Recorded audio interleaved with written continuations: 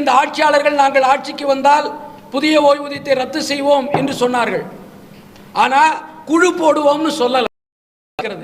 இன்றைக்கு ராஜஸ்தான், சத்தீஸ்கர், இமாச்சல் பிரதேஷ் போன்ற மாநிலங்களில் பழைய ஓய்வூதிய திட்டம் அமல்படுத்தப்பட்டிருக்கிறது. அந்த மாநிலங்கள் எல்லாம் குழு போடல.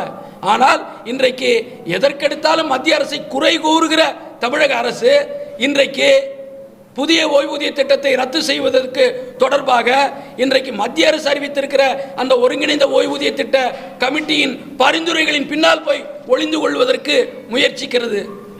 நாங்கள் மிகுந்த மனவேதனையோடு அரசு ஊழியர்களும் ஆசிரியர்களும் இருக்கிறோம்.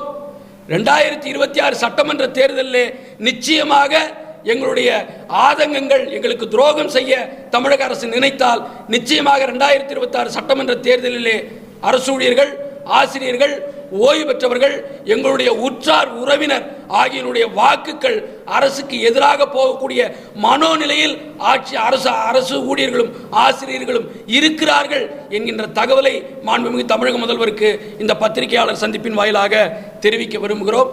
எனவே ஆட்சியாளர்கள் தேர்தல் காலத்தில் அளித்த வாக்குறுதியின் அடிப்படையிலே பழைய ஓய்வூதிய திட்டத்தை கொள்கை அடிப்படையிலே அறிவிக்க வேண்டும் என்று இந்த நேரத்திலே கேட்டுக்கொள்கின்றோம்.